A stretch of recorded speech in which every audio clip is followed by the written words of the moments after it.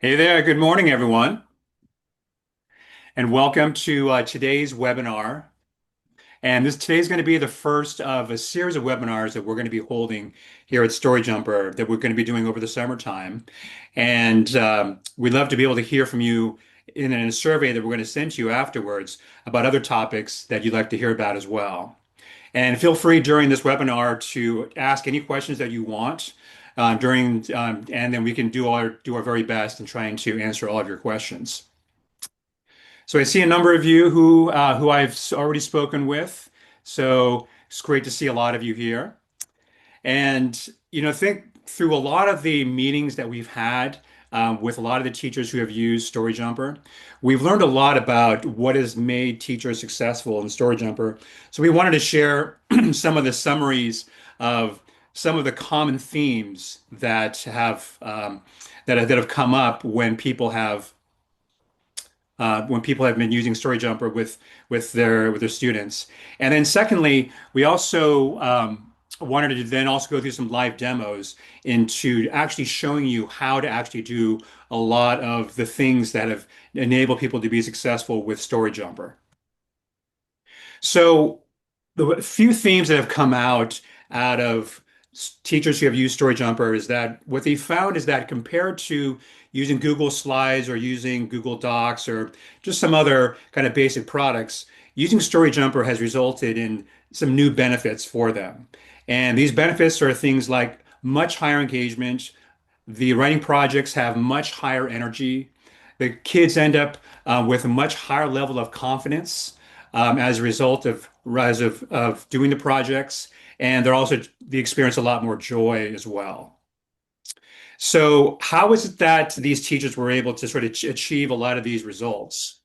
Well, there's three sort of main themes around that. First of all, they made their writing projects creative, and StoryJumper helps in this vein in that there's three different types of content that you can add to StoryJumper. There's text, there's visual content, and then there's also voice content that you can add as well. So on the text side, of course, you can enter text directly into StoryJumper, and you can style it any way that you like. But you can also take essays or drafts that you've created in Google Docs, and you can do everything you want inside of Google Docs, and then copy and paste that, and then we will auto-paginate that across several pages. From a visual standpoint, as you know, you can use StoryJumper artwork. You can upload your own artwork, and then you can also prompt the creation of your own AI artwork as well.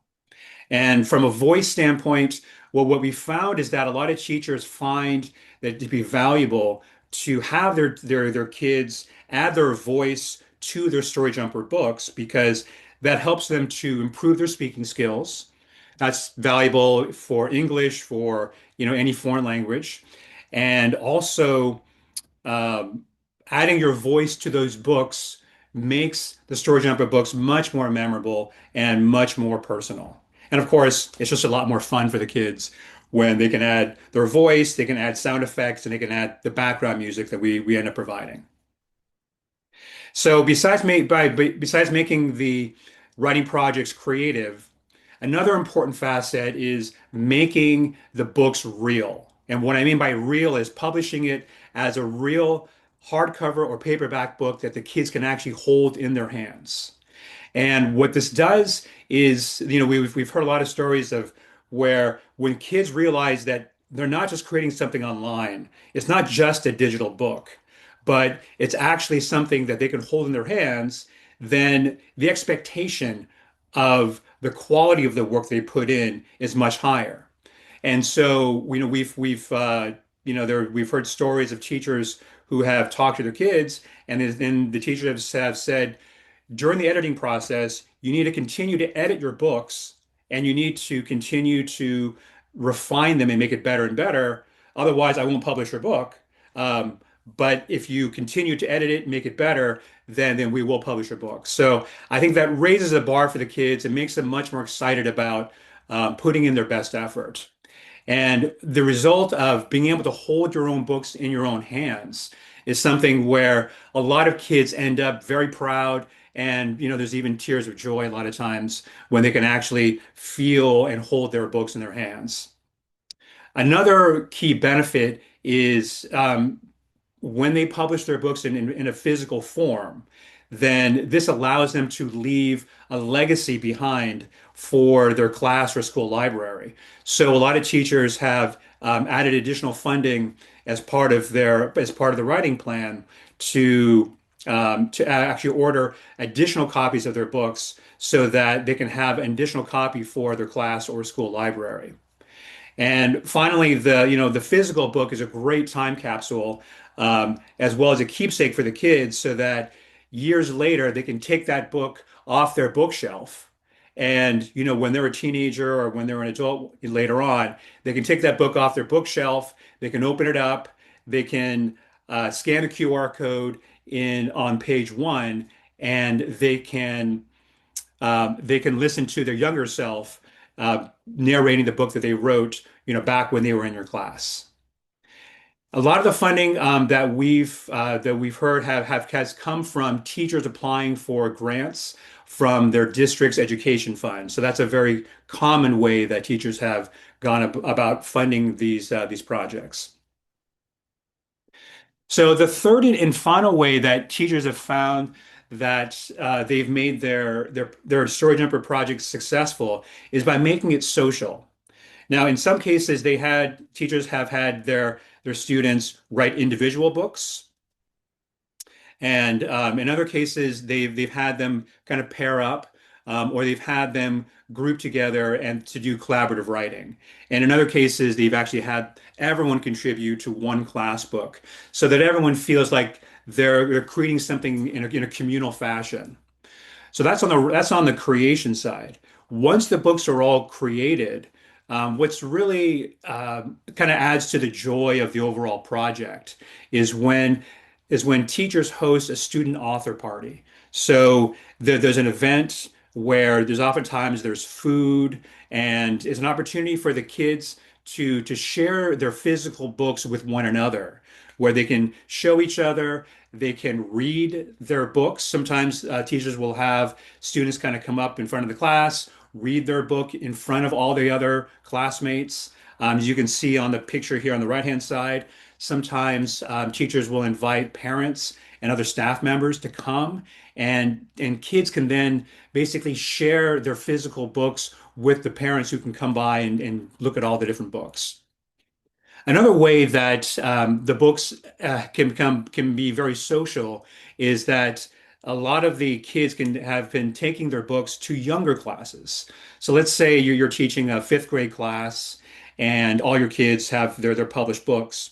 Being able to take those books to the third grade class or the second grade class is a great way for a lot of these kids to really express, their joy and a lot of confidence in being able to share what they've created with other kids. And another way to do this is that sometimes if you have some older kids, like say middle school or high school kids, then a lot of those kids will then take their books to a neighboring elementary school and then read their books to all the kids there as well. And then finally, and I'll show this in more detail later on, we have our published author gallery, and this is a great way to get worldwide exposure for the books that you've created. This does require a parent approval if you're under 13 to be part of this public gallery. But once you're part of the public gallery, then basically your book is available to be seen and to be purchased by everyone around the world, and your students can earn royalties. So every time that their book is purchased. So we have 7 and 8 year old kids who are part of our published authors program and who are earning royalty checks on and which is fantastic for a lot of these kids. And it makes the writing process just very, very rewarding for a lot of these kids. So those are the three kind of big themes that teachers have figured out are great ways to really motivate their students when it comes to writing projects. Number one, making it creative in text, illustrations, and voice. Number two, by making it real in terms of publishing a real physical book. And then number three, by making it social. So at this point, are there any questions? If feel free, in the chat box, feel free to ask any questions if you like. Otherwise, we will move on to the live demos, where we'll show you now a number of different ways that you can go about implementing some of the latest features and tools that we've released. So number one is, of course, just logging in. What I'm going to do here is I'm going to bounce back and forth between the slides and the actual website. So there's three ways you can log in, and there's Google, and a lot of you have logged in with your school Google account. What is new is that we have now released the ability for you to log in with your Clever account as well. And you can do that either on the StoryJumper site, or you can do that from within Clever as well.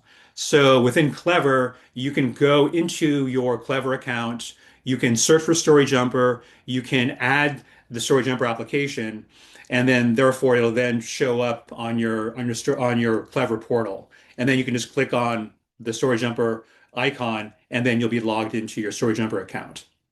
And yes, this everything here is being recorded, and we will send you a recording of this afterwards so that you can then refer to some of these specifics afterwards.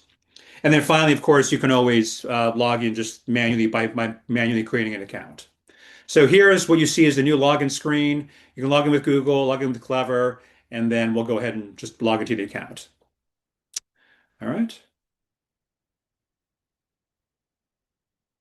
Now, after you log in, there's different ways you can go about setting up your student accounts. The easiest way to set up student accounts is to import your students from Google Classroom or from Clever. So in this case, if you what you see here is a typical screen here where someone has logged in with Google, and therefore we show import Google from Google Classroom. If you import from Clever, you'll also see import Clever. And so if you want to click on that button, then you'd be able to import all of your students from Clever, and then you'd be able to then set up all your students' classes, all your students' accounts automatically. And that'd be pretty simple.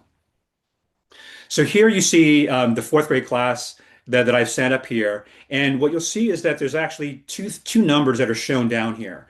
This first number is the number of books that are in the class, and then these are the number of students that are in the class. So if you want to go straight to the students, you can just click on the icon here for the number of students, and that'll jump you into the People tab within the fourth grade section. So you can see I've already set up a few accounts here. And if you want, the second easiest way to create student accounts is if you want to give them the join class link and the class password. And then once they have those two things, then the kids can just basically follow the flow there, and they can then join your class. And then finally, the most basic way to add student accounts is to add students one at a time or by uploading a CSV file.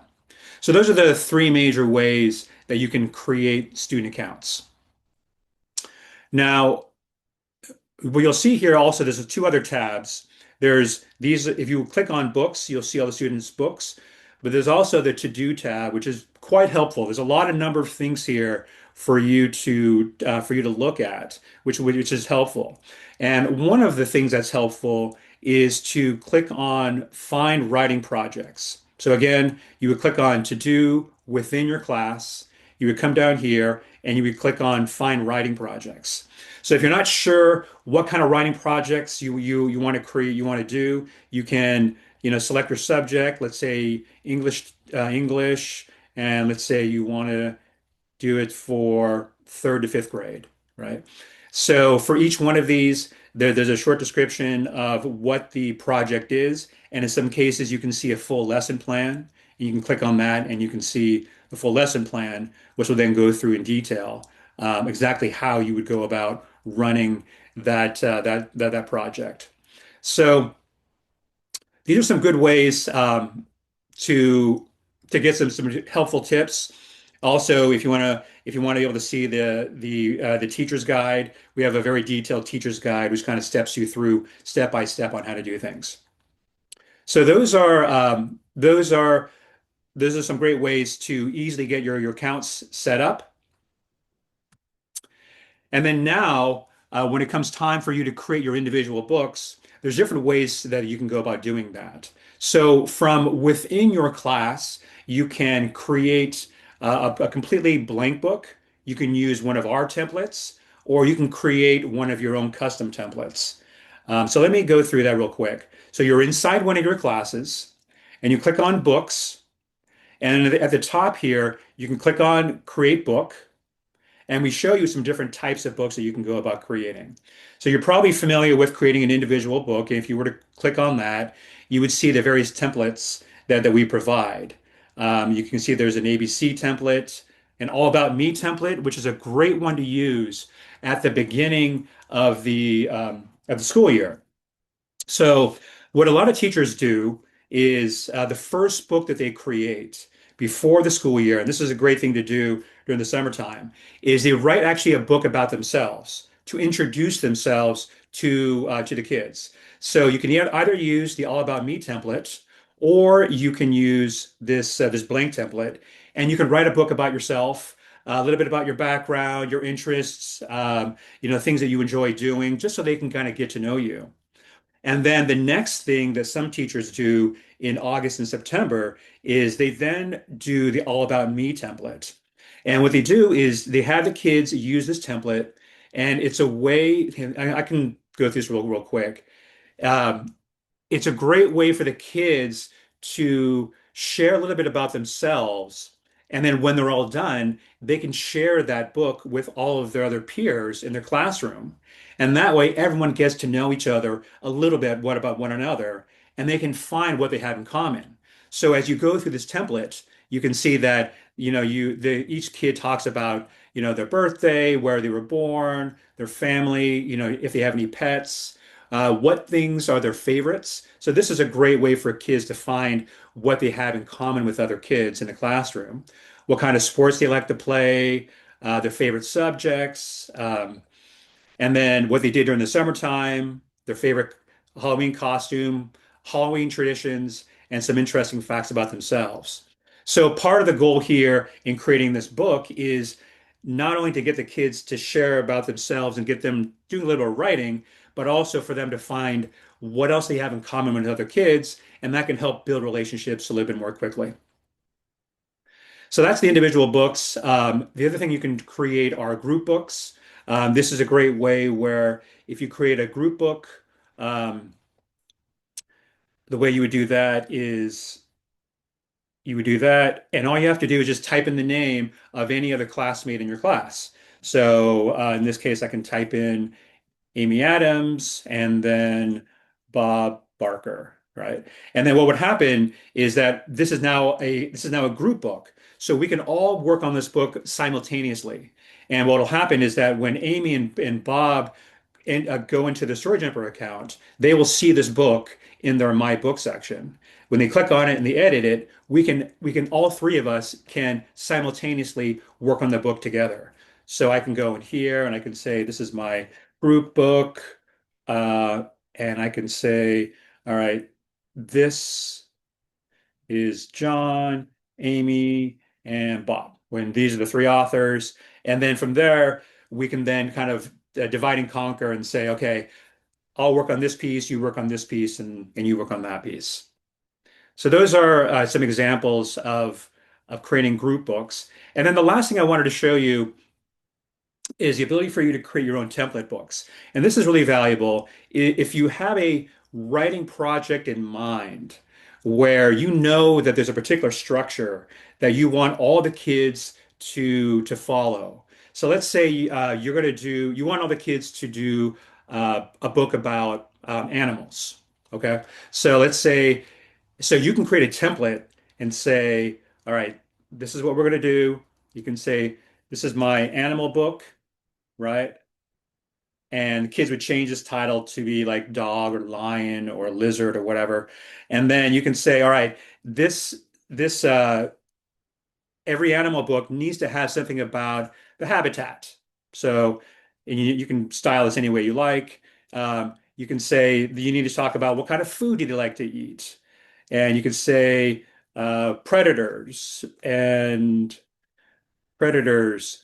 And then you can say social structure, right? So there needs to be a particular structure that every book should follow. And then once you have this template, you can design it any way you like. So here's the animal book here. You can then share that template book with all your students. So you then click on share with students. You specify I want to share that with my fourth grade class. And this is a template book, which means that you're going to allow other people to other students to copy and create their own copies of that book. So what will happen is that when they go into their StoryJumper account and when they click create new book, besides these templates, your template will also show up there as well. They can click on your template book and then they can then work off of your template. And that way, that'll help some kids get started a little bit faster on their books. Oftentimes, if kids are not sure about how to structure things, if you provide the structure for them, then and you share that, and they can just make a copy of that, and they can work off of your template. They can get much started much faster, and then they also can remember, oh yeah, that's right. I have to make sure that I include, these particular aspects in my animal book.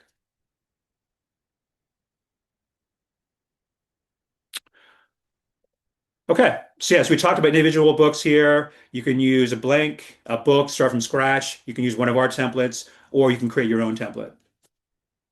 So collaborative books, and so you can break the kids into small groups, or you can actually invite everyone in the classroom to one class book.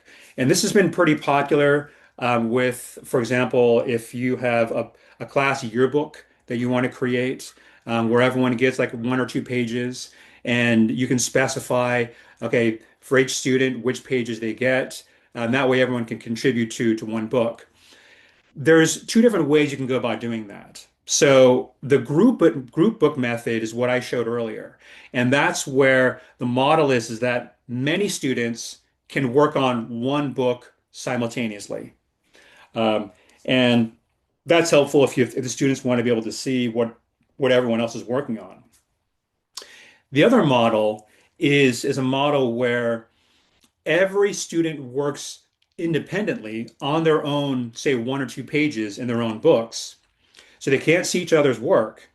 And at the very end, once everyone's done, then the teacher can create what's called a compilation book, which takes all those books together and creates one compilation book. So this is popular, for example, with like poetry books. So let me show you an example here. So we see, this class of three students, and then each one of these three students has created their own poetry book. So Amy has created her first book, and it's just a one-page book. She created this. She has her own illustration, and then she has her one poem. And then Bob did the same, and then Charlie did the same here as well. So once everyone is done with their own poem, then what I can do is I can create a book called a compilation book. And what I did there again is I was inside my class, I clicked on create a book, and then I clicked compilation book. And then I can pick which books I want to compile or combine into one book. And so I could click on Amy's poem, Bob's poem book, and then Charlie's poem book. And then I click create compilation book. And now this is doing, and this is now combining all the books together, and it's removing all of the blank pages. So I'm going to call this the class poetry book,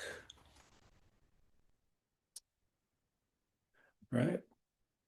And then here, This includes the cover. So in this case, I don't want the cover pages, so I'm just going to delete all the cover pages.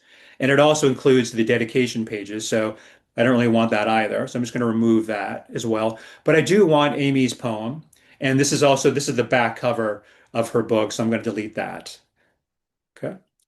And then next thing is Bob's poem book. So I don't really want his front cover or his dedication page, but I do want his poem. And then this is his back cover. So I'm going to delete that. So delete a few things here. And then I'm going to delete that. And now what I have is a class poetry book where everyone created their poems separately in their own books. I compiled all of them, and now I can go through there. Here's Amy's poem, there's Bob's poem, and there's Charlie's poem. And now I have one class poetry book. And then what I can do is I can then, click buy and then, buy copies of that for the class.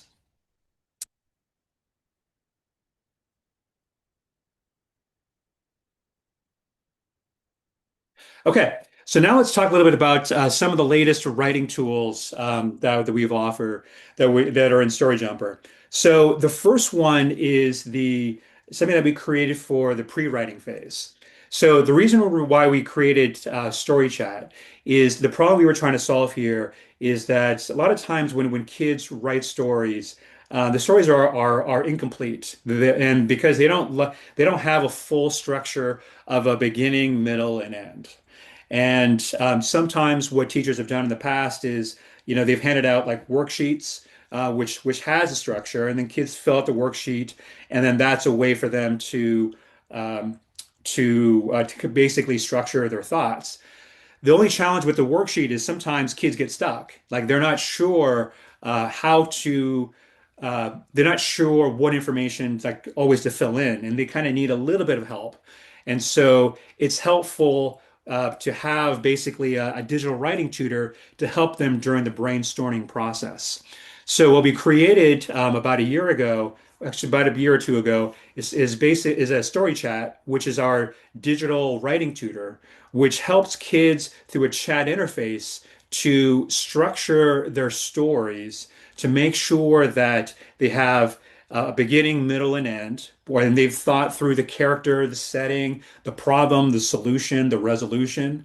And at the same time, if they get stuck, the digital writing tutor can help them brainstorm, can help them give them some examples to help them through, basically help to get them unstuck. So let me show you that real quick. So if you create book, individual book, click on Story Chat. And so this is what it looks like. Here's kind of the chat interface. And at the very end, once you're all done with doing the story chat, what we produce is an outline inside of a StoryJumper book, which shows, okay, this basically a summary of everything that the kids said during the chat. So it'll summarize what they said about the beginning of the book. In this case, it'll summarize, okay, the kids said, okay, there are three characters, the three little pigs. Here's the names of each one of the pigs that the kids said. During the setting section, this is what the student said. It was near a forest in the fall season. And then in the middle, then we'll then basically summarize what the student said was the problem and the response. And then in the final end section, we'll then summarize what the student said about what the resolution was.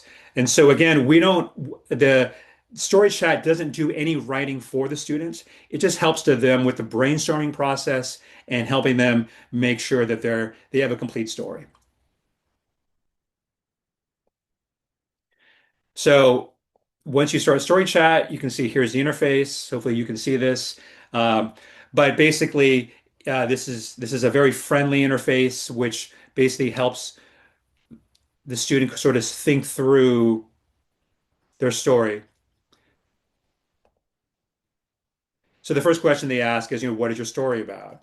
And so what you can do is you can play around with this a little bit. You can get kind of a feel for how StoryChat works. And this is a great way for you to basically have an additional digital writing tutor in your class, help each student structure their ideas. And then once they're done with their outline, then you will see their outlines in your class. So if I go back here, you'll then see their uh, all their chats inside your class. So that's the story chat tool there. The second thing is during the writing phase, sometimes there's a lot of opportunity here inside of these these books here. Let's say you do an animal book. Um,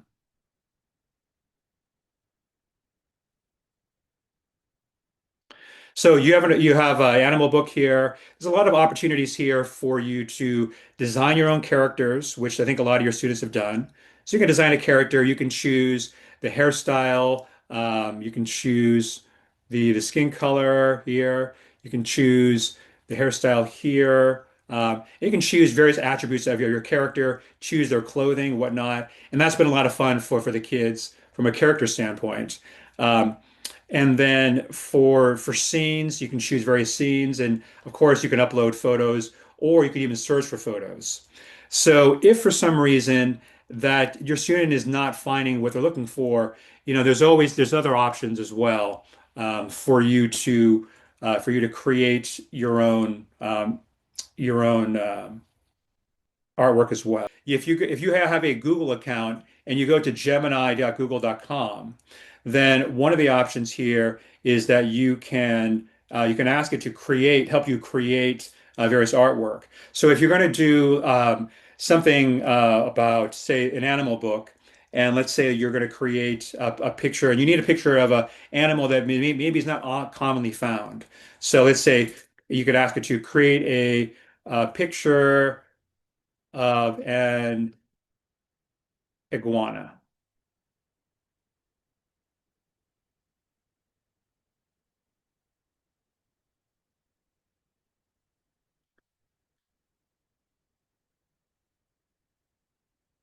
And that way you would then have a picture of an iguana if for some reason you weren't able to find that.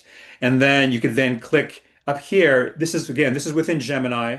So if you have a school Google account, a lot of these school Google accounts have Gemini. Gemini is the AI tool provided by Google. If you just go to gemini.google.com, then you can basically prompt it to create images for you, and then you can click download full size. And then once you have that full-size image, you can then upload that into StoryJumper as well. And that you would do that by add your own photos, browse, and then click here. Use that as a scene. And now you have this as an image. And now you have this image that was generated by the Google AI. Now you have that available for your front cover. So the last tool that we created was we created this because when it comes to the final editing phase, there's a lot of cleanup that a lot of books can really benefit from. So a lot of times there may be some spelling or some grammar issues with the kids' books, and we've heard from a lot of teachers that that is something that a lot of teachers got to dread doing is having to do a lot of spelling and grammar cleanup.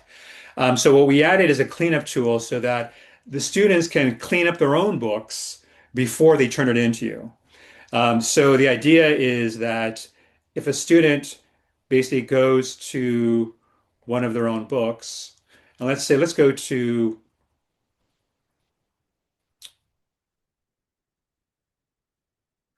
this one book here by this one student. And so this book has been written by them. And then what a student can do is they can click clean up.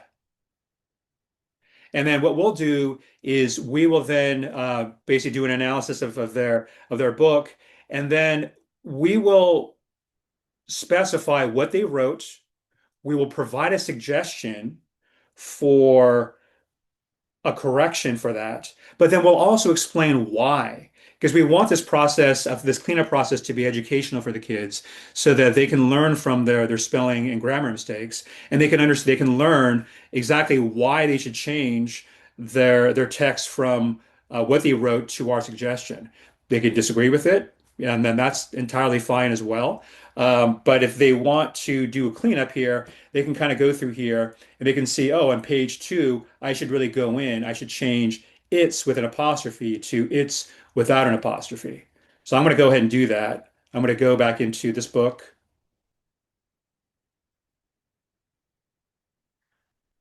and then I'm going to see that it's breath. Okay, so I need to go in here and then I need to go change this to it's, click save and exit.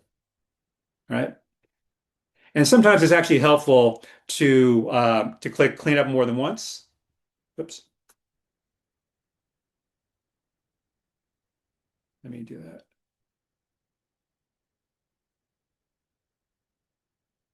Yeah. Okay. So then it's helpful to do that more than once sometimes.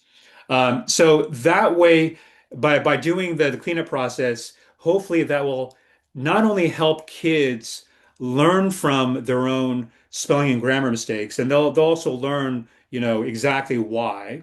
But also hopefully that'll be less work for you as well, so that by the time that they turn in their books to you, there'll be fewer spelling and grammar mistakes to clean up. And this is useful to do, especially before you share the books with parents or before you publish the books. And this is hopefully a great benefit and hopefully a great time savings for you as well.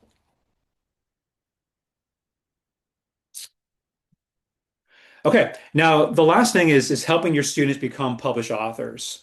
So so when we talk about published authors, our definition of that is that at least one physical copy of the book has been published, and the book is also public as well. Those are the two things that are required to become part of our published authors gallery. And let me show you this to you real quick. So when your students go to the authors tab up here, they'll see basically this view of the published authors gallery. And this is meant to be inspiration for them. This is meant to be inspiration to see other kids who are their age, who may even look like them, and kids who have published their own books and who have made their books public as well. So you can scroll through here. You can see many, many kids of all different backgrounds who have published their books very proudly. And if you want, you can filter on different demographics here as well. And then you can actually click in. So let's say, you click into this first girl here, Alessandra, who's written several books. She's written many books here, and if you want to read any one of her books, then you can click on her book here, and you can actually click through here, and she's even narrated her books here as well. So you can click through here and you can read these books that have been created by this 10-year-old girl. So you can click through here. She did her own illustrations. And this is a great way for kids in your classrooms, even before they write their own books, for them to be inspired. Like, wow, this is a great way to see what other kids are doing and what's possible in StoryJumper, that you can write text, you can illustrate your own books, and you can also narrate your own books as well. And then in Alessandra's case, a lot of people have bought her books as well. She's earned several royalty checks from us. And if you want to leave a nice comment, you can click comment, and then you can leave a nice comment, for her as well. So there's a couple different ways that you can help your students become published authors. One is by inspiring them, by encouraging them to click on authors and by encouraging them to, scroll through, look through the books that have been created by their students. That's probably a good starting point. Number two, of course, having them write their own books. And then number three, having a copy of their book being purchased either by the parents or by your school. So if you wanted the parents to buy the books.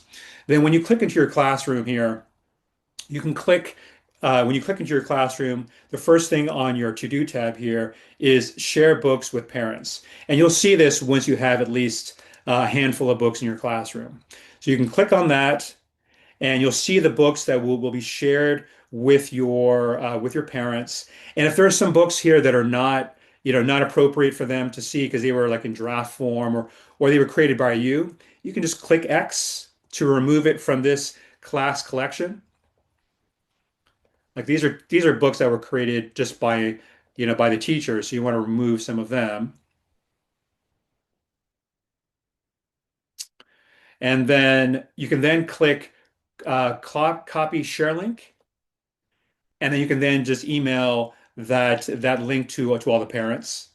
And then if you click private handouts, you can then print out handouts that you can give to each one of the kids, and they can then take that home as well. And then there's a QR code that a parent can scan to see their books.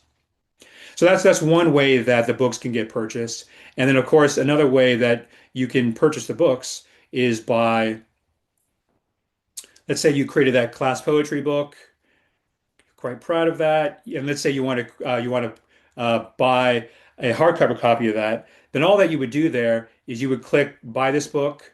You choose the type of book that you wanted, whether it's hardcover or paperback. And it's just like a shopping site where you just do that. You fill in your shipping information. It's fine. And then if your school is going to pay by purchase order, that's fine. You would just click purchase order here, and there would be a minimum of $150 to use a purchase order. Otherwise, if you want to pay by credit card, PayPal, Amazon Pay, Google Pay, Apple Pay is also another option as well. You can choose any one of those options, and then you can just enter your information and then place your order. Now, the nice thing about before we actually publish the books, we give you an opportunity to go in and to review a digital proof of each book so that you can make sure that it looks just the way that you want it to look. So let's go back. So I'd already pre-ordered one of these books.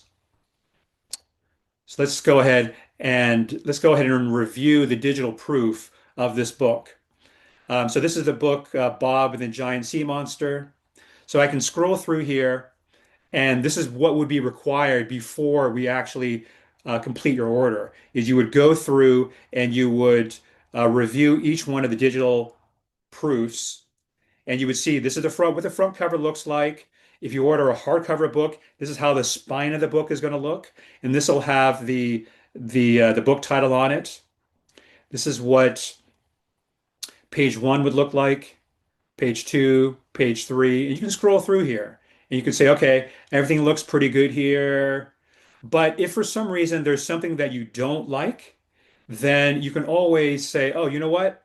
Does this look perfect? No, I want to make some changes to this book.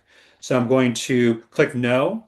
I can go back into the editor and I can say, oh, you know what? Looks like there was a problem on this page here, and maybe you may want to make some sort of change here. And you make the changes to the book, you click save and exit, and then we will regenerate a new digital proof for you to then approve. Because we want to make sure that we don't publish the book until you have approved a digital proof that you feel is perfect. Because what you approve is exactly what we will print. So once you feel like, okay, this looks like this is perfect, then you would click yes, publish exactly what is shown above, and then we can start printing that book. So that's how you would go about ordering a copy of the book. Either parents can order the book when you share the books with them, or you can purchase the books. And then the last thing is that the book would need to be made public. If your students are over 13 years old, they can make that decision for themselves to make the book public. But if the student is under 13 years old, then the parent would need to sign a transition form. And what this means is that when you create a student account, what that means is that your school legally owns that student account. In order for a book to be public, the parent would need to sign the following form, which I'll show you here in a second, which basically says that they want to transition legal ownership of those books to their kids, and that the parent will legally own those books. And therefore, it would be the parent who then makes that book public. So the way to access that form is that when you're inside of your class and you're on your to-do tab, you would then click on Help Students to Own Their Books. And then you would then print handouts, and then you can give this handout to the parents, and they would just follow these three steps to submit their form. To clarify, this is optional, but this is one way for students. This is who are under 13 years old to legally own their books, own the IP to their own books, and for their parents to really own it, and for the parents to be able to manage those books as well.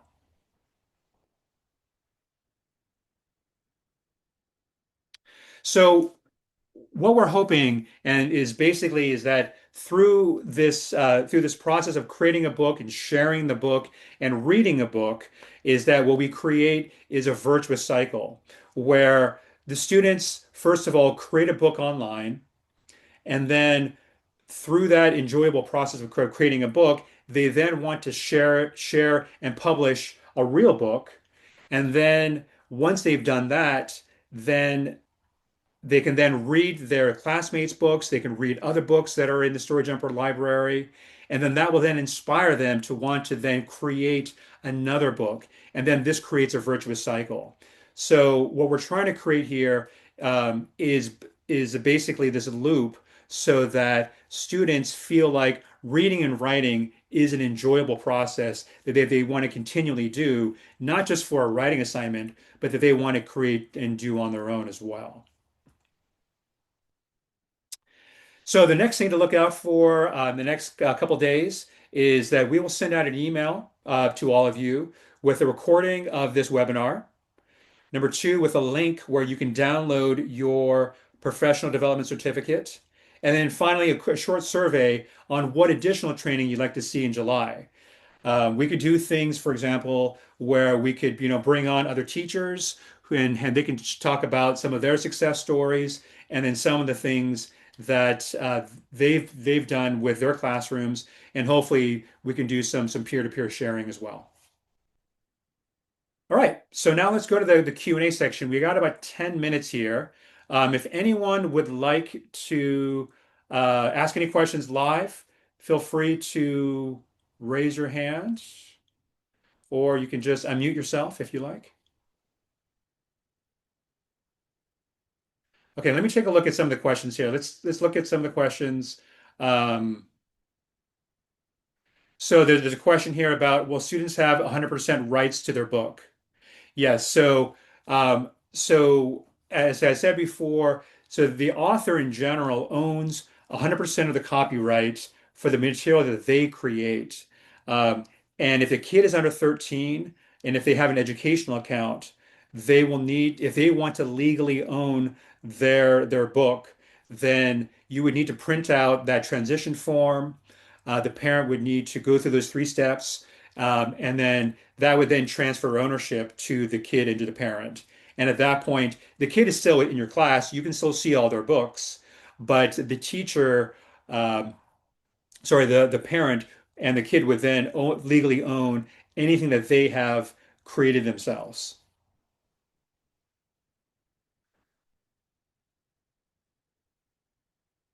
So there's a question here in the cleanup phase, helps with spelling and grammar. If they write a story in Spanish, then yes, then the cleanup also works in Spanish as well.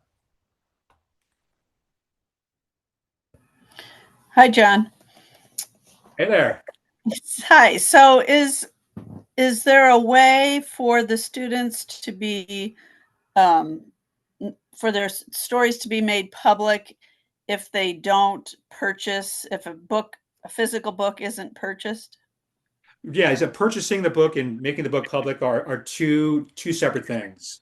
Okay, So they can make their book public and they don't have to purchase a copy of their book. Those are two separate items. thank you. And just a real question, quick question for you. For your students who would want to make their books public, um, what would be the motivation, do you think, for them wanting to do that? Just out of So curiosity. their classmates could read it. Okay, so one way, so if you want, if so you can either make the book public, that's one way they can do that. When you, just to clarify, when you click share books with parents, this actually shares the books with all the classmates as well. So Okay, what will happen is that when you click share books with parents, and then what that will do is that all of these books here will actually show up on that student's. This will create a what's called a class collection.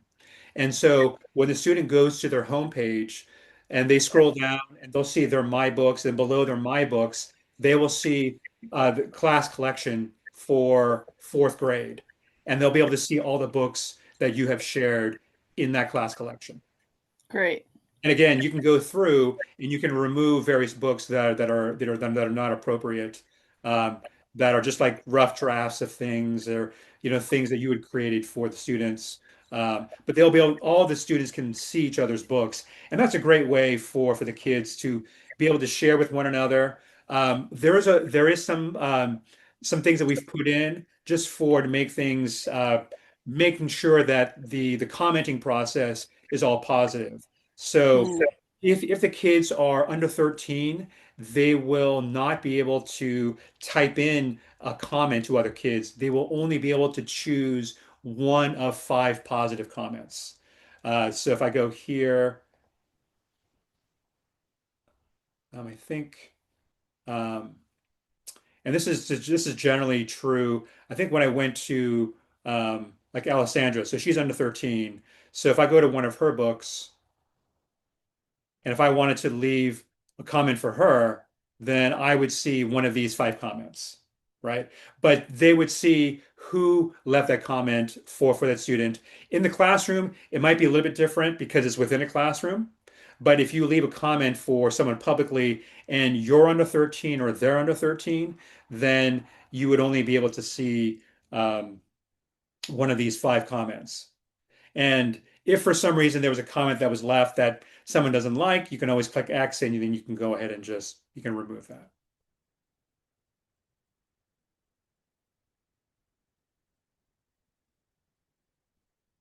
Okay, let's see other questions.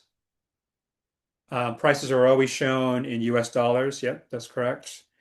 Um, Okay, so let's talk about prices. So the nice thing about StoryJumper is that to use it online is free for teachers and free for students and free for parents. So if you want to be able to create books, share the books online, and then be able to create your classrooms. All that is available to free to be able to use online. And then when it comes time to publishing the books, so as a hardcover book, paperback, as a video book, or as a PDF ebook, then those all have prices associated with them.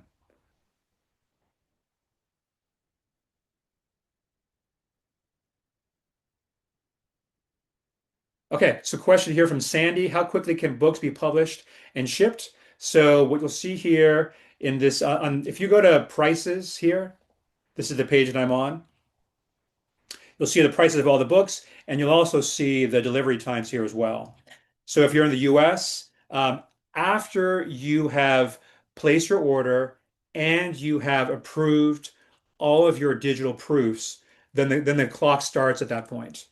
And so at that point, it'll take about 2 weeks for standard delivery. And then if you need expedited delivery, then there's some faster options as well. But standard delivery would be about 2 weeks. And then if you are in Canada or Mexico, then it would take up to 3 weeks. And we deliver all over the world. So Canada, Mexico, Australia, New Zealand, Europe, and Asia.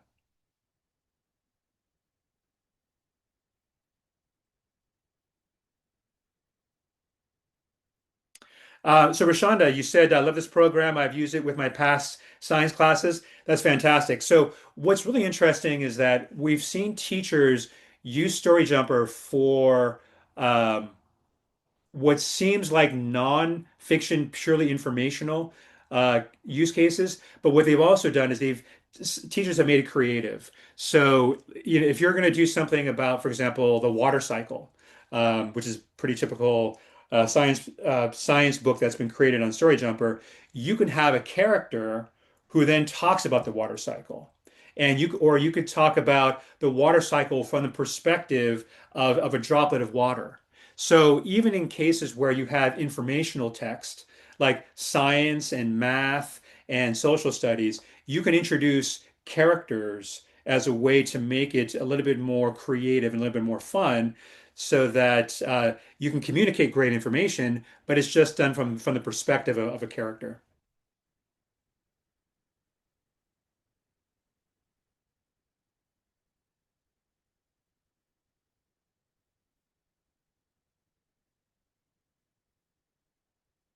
Okay, let me take one last question here.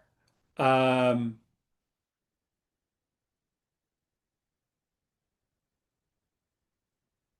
Yes, you can go in and just in general, you have a lot of account control over the students.